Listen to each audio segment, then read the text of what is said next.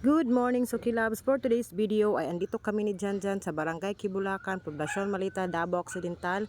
Mamimili kami ng lilitsunin namin for display this week. At ito yung unang titimbangin, color brown, Suki Loves.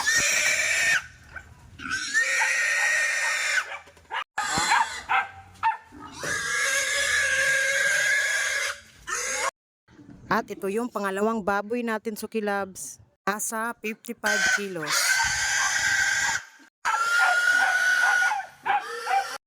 At sinabi ko sa kanila, ingatan yung baboy at baka mabali. At ito yung pangatlong baboy natin, Suki Loves, nasa 59 kilos. At titimbangin at ayan, ilalagay sa... Shoutout nga pala sa may-ari ng baboy, si Ma'am Mary Rose Baring. Thank you po, Ma'am. At ito na yung pagdating sa bahay. Nilagay na namin sa iisang lagayan para iisa lang yung paglinis, Suki Loves. Maraming salamat sa panonood, Suki Loves. Shoutout din pala sa mga Barako Boys. Thank you so much sa pagtulong-tulong, boys. Narito din, bahugas ito dyan. Mag-away lang yung sulatanan dali.